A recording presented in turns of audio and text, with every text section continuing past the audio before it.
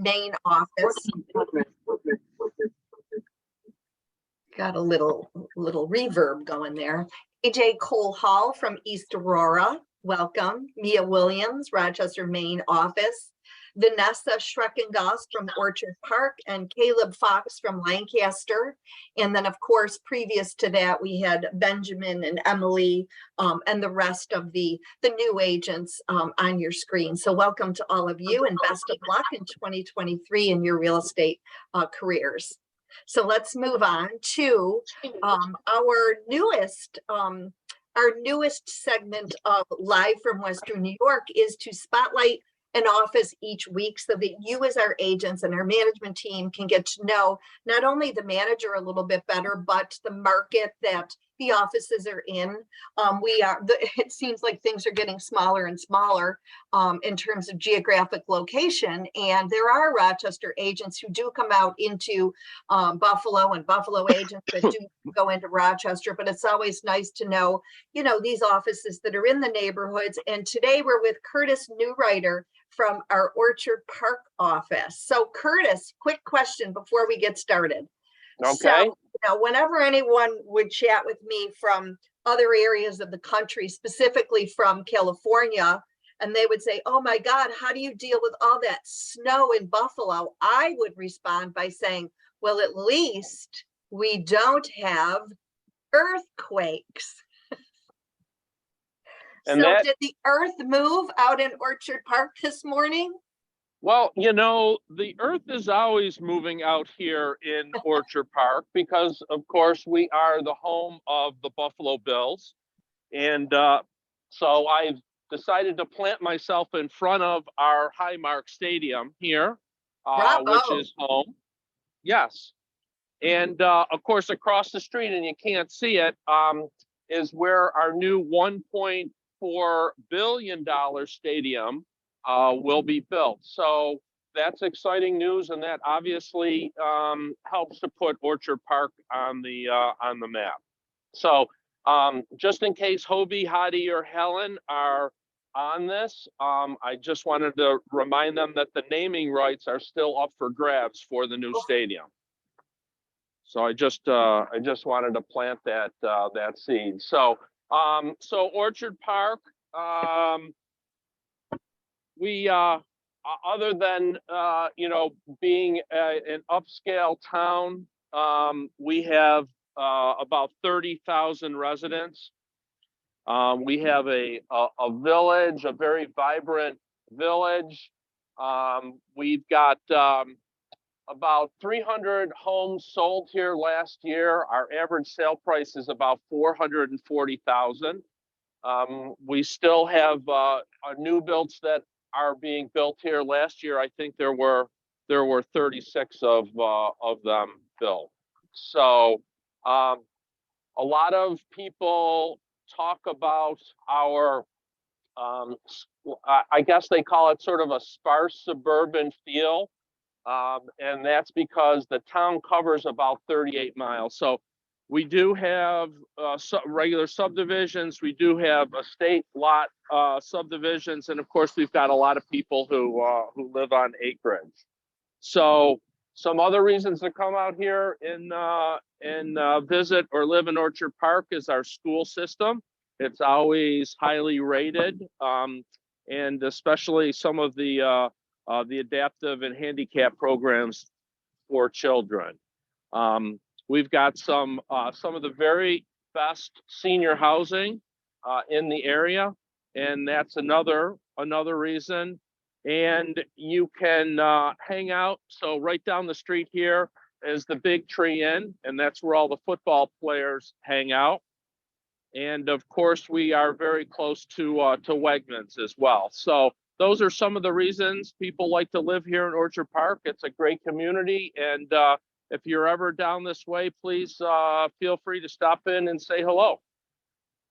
That's awesome, Curtis. We love that you decided to broadcast from the stadium. And I love your ideas about it being called, Hanna Stadium or Howard Hanna Stadium. That would be really exciting. What do you think, Matthew, our co-host for the day? What do you think, Matt Whitehead? What are the chances of that happening? There's a chance. I'll say that. Yeah. It's a Uh-huh. chance. Yeah, Thank you, yeah. Curtis. Anything else So- you want to share? How's the snow out there in Orchard Park? Well, would be a perfect football day. Let's just say that. I see. Great. Well, thank you very, very much. That was great.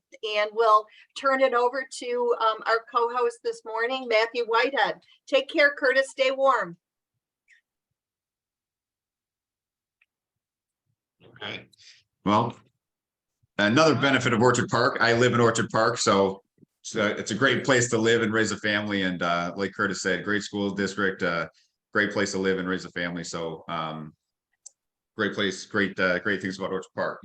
I had asked to kind of come on this week because we're seeing a lot of news on like risk media, on Inman, on Real Trends, where we're seeing stuff kind of everywhere regarding the lawsuit and the issues with NAR, the Department of Justice. Seeing articles that are they're starting to commingle a lot of different ideas. And then you're starting to see realtors kind of starting to weigh in on the comment section. And they're just kind of, like I said, commingling a bunch of stuff. And I think a lot of people are confused on what is this? What is actually happening? What are the impacts? What does that mean to us? What does that mean to our profession? What's happening? So I want to kind of break it down a little simply. But in the last couple, like I got one here, ruling divide agents over commissions and pocket listings. Commission suits will be Armageddon for real estate.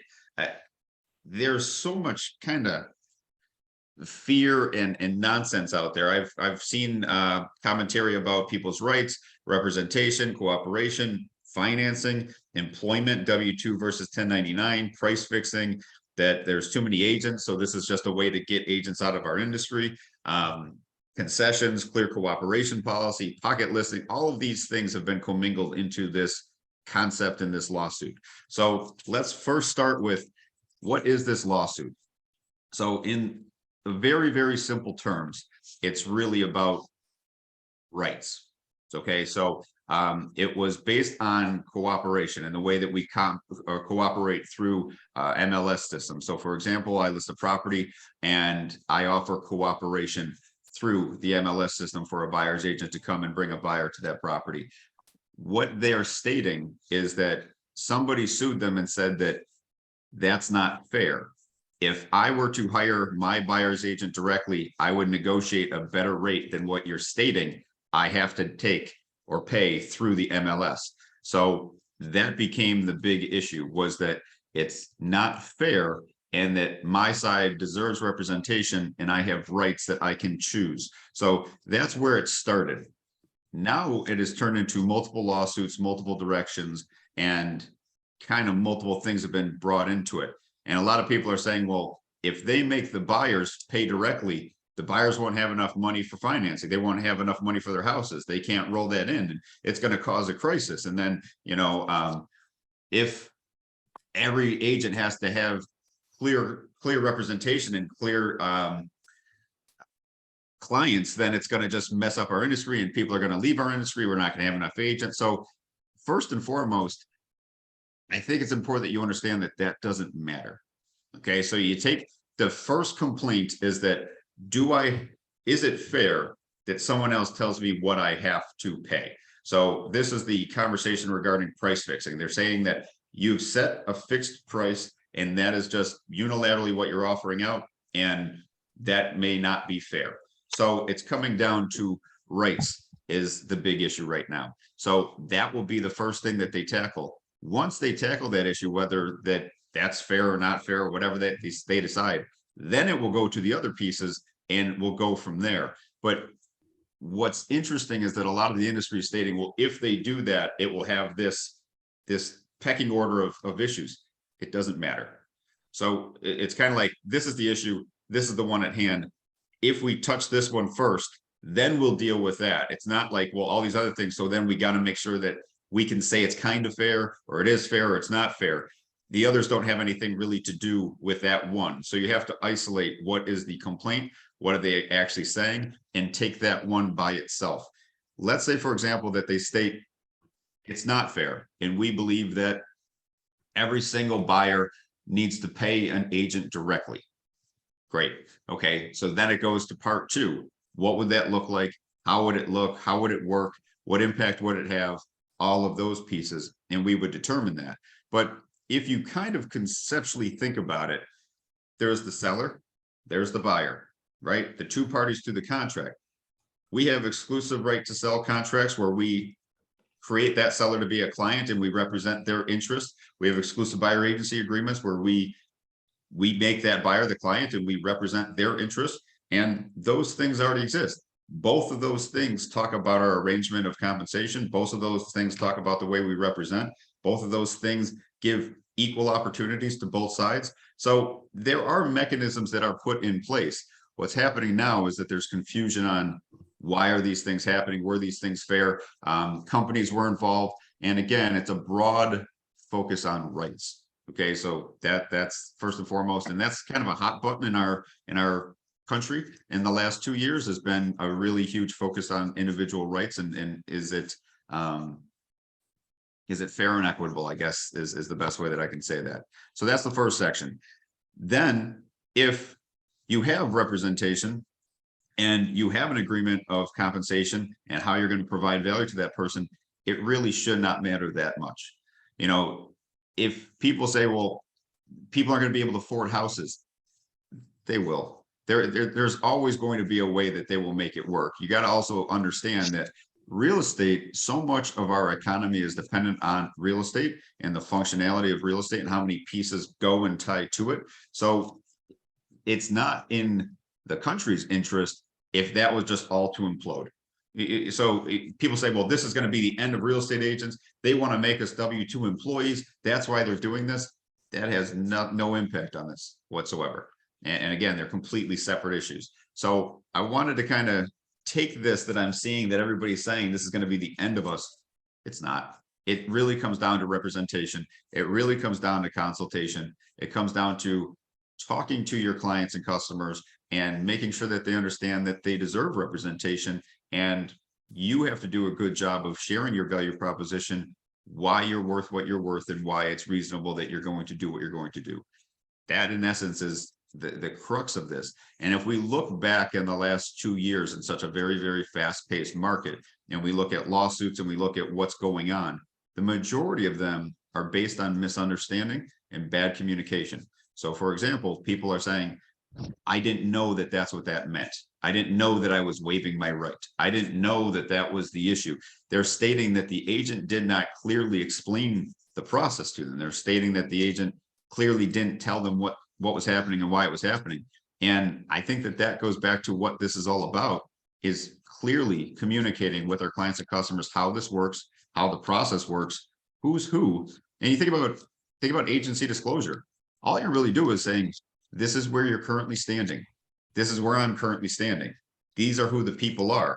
This is why this matters, so that you know who to talk to and you know who has your back. That in the grand scheme of everything is kind of what this all comes down to, is who do you represent? Why do you represent them? How do you represent them? And is it in their interest? I think that's really what this is about. So I wanted to kind of take this fuzzy thing and break it down, make it really simple. If you could do anything to prepare for it, let's say, for example, that it passes, or you know, this comes up where they state a buyer has to pay a real estate company directly through them. It will no longer be dispersed through the listing of the transaction. Okay, how do you combat that? You get exclusive buyer agency agreements. Okay, so you get exclusive buyer agency agreements, you represent your client, you explain how you represent them, and you get compensated for the way in which you represent them based on what you believe is fair and equitable between you. You know, so it's kind of, we have the mechanism. It's not rocket science, it's not brand new, it's not going to change the world. I do think that it will get a little bit more difficult. I do believe that it might get more complicated, but again, the more complicated and difficult that our industry gets, the better it is for all of you, because it's job security. The more transparent this gets, actually, the more confusing it gets. If you look at the statistics, more people are using real estate agents now more than ever, because even though it's so transparent, there's so much information. They need a guide to kind of understand what does it mean to them, how does it impact them, how does it help them. So the best thing you can focus focus on representation. I don't know a real estate agent that doesn't believe that real estate agents matter. So again, if you believe that real estate agents matter and make a difference, you should probably get clients. The only way to get clients is by actually representing them. So that would be a focus as you move forward, and have a very good value proposition of how you're going to help them moving forward. Matt, can I interject something here, ask you a couple questions? Please. So you made a comment in the very beginning that, in the last couple of years, it seems like, people are more inclined to, file lawsuits, that type of thing. And you've always talked about the urgency factor as it relates to a transaction, and how, maybe the market has caused, many agents to, and clients as well, to feel that there's this urgency. And so I look at the transaction and I say, during the time when, there's multiple offers and you're rushing to get your offer in, I've seen where agents just shoot over, everything electronically and have the client sign off on it. And I think that speaks to what you just said. They're signing an agency agreement, or they're signing an agency disclosure form without the agent, doing their due diligence to explain what it really means. So, I'm looking at the market and the peaks of the market and how brisk it's been. And I believe, and, I just want you to comment on this for a minute, because you spoke to this problem, that has played into, a lot of this, where people say they don't understand, the consumer says they don't understand that they weren't being represented, or the agent was a dual agent. Or don't you think that has played a lot into it, just the electronic aspect of our business? Huge impact. I mean, you think about, so now I'm prefacing this all, to, I'm not an attorney. I don't have that license, but think about this. When you're talking to somebody about a contract and you're walking them through that, it's kind of what's called informed consent. So I'm sitting with Charlene, we're walking through the contract. I'm explaining this section means this one means this. And then Charlene says, makes sense. I get it. And then she agrees to it. What's happening is we send an electronic, authentisign over at 12 o'clock. At 12:01, the client sends it back, 13 pages or 8 pages, all filled out and signed. And it's like, in 1 minute, they conceded to everything. And what we should be doing is, hey, Charlene, at 12 o'clock, I'm going to send you over this authentisign. Let's get on the phone. I want to walk you through what these sections mean. Make sure that you understand, make sure that you're informed and know what it means to you, give you some options, give you some dialogue. It's really about consultation. It's not about the transaction.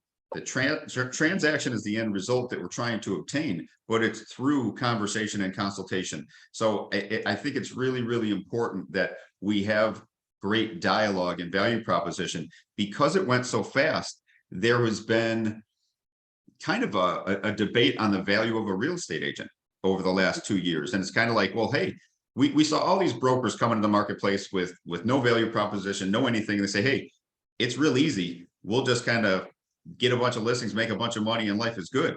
As the market starts to shift, they realize that, well, no, we need to have a strong value proposition. We need to share what we do, why we do it, and educate the consumers on why we help with the best possible experience, with the best net outcome, and how we impact that. And I think that that's something that a lot of people have not been focusing on. They've been really focused on getting the deal done. And rather than getting the deal done, although it's important, it's about serving people based on their goals. And some of those goals were difficult. We had people saying, oh, I just threw those buyers away. Like, would we do that? So it was tough. It was a hard, it was a hard marketplace, and it was very fast paced. And I think now is the time to slow down, revisit your value proposition, revisit your partnerships. Again, I've said over and over again, one of the strongest things that I think that we can do as agents at Howard Hanna is have a great partnership with First Priority Mortgage. It helps us with our consultation. It helps with our value proposition. It helps with everything that we're going to do. Before you ask me another question, though, I saw that Megan Parsons had wrote a comment regarding SOP, the standard operating procedures, and the EBA conversation, and she was asking for a little bit of I guess clarity or word track. First and foremost, Megan, you can always text me or call me on that, but they're separate issues. So the standard operating procedures is a position of mandatory. So like, for example, we are taking a position that you cannot work with us unless we mandate this to happen. What we're saying is we're not mandating that to happen, but it doesn't mean that it's not a best practice. It doesn't mean that it's not a good standard of practice. But what we're saying is in order to work with us, it is not required. It does mean, like, so for example, I might say, I always like to work with exclusive buyer agency agreements. However, for you to buy a property through a Howard Hanna agent, it is not mandated that you have an exclusive buyer agency agreement. However, Matthew Whitehead, as a real estate agent, I believe in exclusive buyer agency agreements and I believe in the value of them. But that also goes back to my value proposition, how I work, why I do what I do, why it's in their best interest. Just saying that real estate agents make a difference doesn't do anything. As a real estate agent, you have a responsibility to be able to share and show someone. So like if I'm sitting with Charlene as my buyer, I have to show her why working with me is a value to her and a benefit to her and how I will help move the needle and get her to her goals. I can't just say, well, because it works.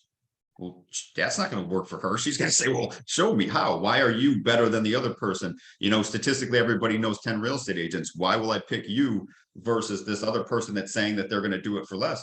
Well, here's why. Here's my value proposition, but I need to be able to show that and articulate that. If I can't, if you can't, that is something you really need to focus on this year. And then, you know, so if anybody had any questions on, oh, give me a specific word track on SOP versus EBA and what that means, you also have to appreciate that there's terms on the inside versus terms on the outside. So when you talk to somebody about the LBP or the CMA or the PCD, they don't know what the hell you're talking about. So those are our terms. What we have to realize is that there's different ways to do that. So some of you, for example, instead of it's a comparable market analysis, you say it's a competitive market analysis. These are the things, nothing compares to what you have, but this is what you're competing with in the marketplace. And I think it's important that you understand how this works. You know, you're going to use your acronyms the way that you want. God bless you. You know what I mean? So I think that this is really about a time to sit down, understand your value, understand how you as a real estate agent make a difference and what you do, what you use, how you use it, and really create a good consultative experience rather than just, hey, sign here, press hard, hang on, it's going to be fast, you know. So Charlene, do you have any other questions regarding this? No, well, I was just going to make a comment. You said something early on as well about there's just so much dialogue and all the feeds that are coming through, and you know, people are reposting things on social media, and I'm always very nervous about our agents engaging in those conversations and giving their opinions and not being aware of, you know, how they could be at risk by, you know, putting something like that up on social media. So that was, I just wanted you to speak to that for a moment, if you would. I know we need to move on. So I guess all I'll say about social media is that it can serve you very well, or it can trap you. What I would say is that if you don't know it well enough, if you can't explain it simply, don't put it up there. You know, there are things that, like I've read these articles and I'm just confused as I read them, going, how the heck did they get from that to this? Like, how did they look at what's happening and conclude that this is this? The other thing, when you guys start going online and start as realtors commenting on a bunch of stuff, be careful about antitrust, be careful about making sure that you're making statements. You're putting things in writing for the public to see and to use against you. It's super easy, if I'm an investigator, for me to just sit on my computer, scroll through Facebook and be like, oh, look at all these 12 people talking about this that they shouldn't be talking about. Fine, fine. Oh, that one's a fair housing. Yep, more fine. Oh, your license is gone. Just because you thought that people needed to hear you say, I agree with what they said. And it could be as simple as that. If Charlene goes on and says a bunch of bad stuff, and then I just jump in with, here, damn right, I back you up. You just incriminate yourself saying, yeah, everything she just said is the way that I see the world. So, you know, God bless you, but you know, sometimes less is more. You know, I always say on social media, politics, religion, there's certain things that you don't need to speak about. God bless you if you do, but you don't need to. So with that said, that's all I was going to comment on. Yeah, with that said, I do want to kind of kick it over to Ken Winowski, our new president of First Party Mortgage. I do want to just kind of share really quickly that Ken, Brooke, and myself actually started all within a year of each other. So for the last 16 years or so, we've all been working together, and I've had a great relationship doing so. I had talked to Brooke about kind of Brooke's decision and what Brooke's doing, and we couldn't be happier for her and the new chapter that she's going down. And I'm really excited for Ken to have this opportunity and his leadership. I don't know many people that are as passionate about this industry as Ken, and kind of getting excited about the Fed and stuff as Ken. So I'm really looking forward. So congratulations, Ken, the new president of First Party Mortgage, and pass it off to you for your pearls of wisdom. Thank you, Matt, and thank you, everybody. And we're transitioning within the next 2 weeks, and Brooke and I are actually having a lot of fun here. We're just laughing about so many things. But again, she's in a great spot, and I've known her for I think 32 years. We were friendly competitors, and we worked together for the last 16 years. So all good stuff. But I maybe next week we may bring Brooke on just to give her words of wisdom to us. But there was so much going on with the Fed last week, and like Matt says, I was way too excited. So on Wednesday, the Fed raised rates by 0.25%. And now remember, they raised the discount rate. So what happened was the whole market felt, oh, it's not 3/4, it's not a half. And most of it was as expected. So traders do not like surprises. So they said, okay, it's as expected. What is happening is starting to reduce inflation. And really, we saw the bond market just, the rates drop. We had Thursday of last week, we had the lowest rates since September. So remember what I just said, the lowest rates since September.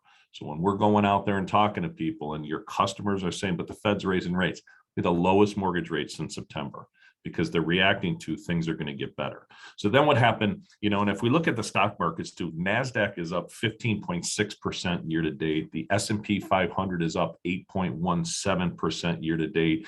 And the Dow is up 2.38. A little bit of an inverse, because last year the Dow did a little bit better, but the markets are reacting positively. Then on Friday, we had a jobs report that came out. And the jobs report was one of the best jobs reports since August of 2021. Non-farm payrolls rose 517,000. Unemployment rate is 3.4%. Everybody's listening thinking, that's awesome. Okay, I'm going to confuse you even more. The Fed doesn't want to have such low unemployment. The Fed sees more jobs being created as the economy is going to continue to heat up. And we talked about inflation is too much money going after too few goods. So now if we have more people working, so there's a bit of a conundrum. At the beginning of Friday, most analysts said by the end of the year, there's a 60% chance the Fed's going to cut rates. By the end of the day, they said it's a 30% chance. So we can see how one report can just turn everyone's psyche in a different way based on anticipation of what's going to happen. What usually happens a few days after, and it's happening today, the markets are starting to settle down, they're starting to calm down, and now they're going to look toward the next report. But all good news, and having inflation come down could mean a soft landing. I'm not predicting, I'm not an economist, as Matt's not an attorney, but Curtis is a good man on the street. So I think Curtis could be on like Channel 7 News. But not to predict what could happen, but if it is a soft landing, and again, over the last 2 years, how do we extrapolate all the unemployment numbers when people stopped working, people had the great resignation? So I just think things need to settle out, but all positive for us as we enter the spring selling season. And I'm going to tell you right now, the amount of prequals that are coming in, there is no lack of prequals. So that's my message for today. All good stuff. A lot of things came out last week. I have a couple articles. If you want to shoot me an email, I could send you the articles that just explain what I talked about, but all positive for us moving forward. So thank you. Great. Thank you, Ken. That was awesome. And just wanted to move on since we're just a couple of minutes over, but I think it was, quite timely. Just want to pay tribute to the month of February as being Black History Month, with the achievements of all of the African Americans in, American history and their contributions. So if you're not familiar with a lot of them, there's lots of great information out there. And we'd like to, again, pay tribute to Black History Month, and our education update as well.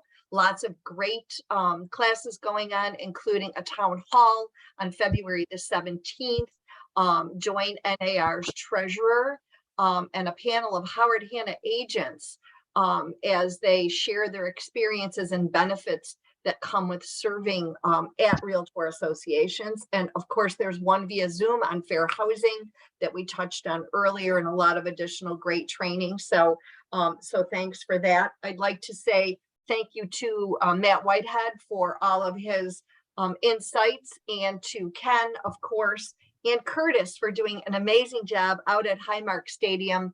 And Lisa added this great quote, always find a reason to laugh. It may not add years to your life, but it will surely add life to your years. And that was off of our agent icon, which we're all enjoying so much. So thanks to all. Have a great week, and we'll see you next week on February the 13th. And of course, you can always watch past episodes of our Live from Western New York on our YouTube channel. Please subscribe, and we'd love to hear from you on topics that you would be interested for future episodes. Thank you. Have a great week. Bye-bye.